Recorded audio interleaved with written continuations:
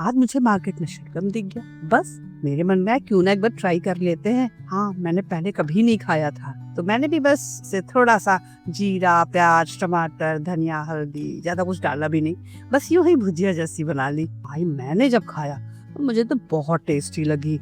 बता, इतनी इजीली कोई सब्जी इतनी टेस्टी बनेगी मैंने नहीं सोचा था। हाँ, एक बार आप भी ट्राई करिए, मुझे लगता है आप भी पसंद करेंगे, और फायदे खुद ही देख लीजिए गूगल पर।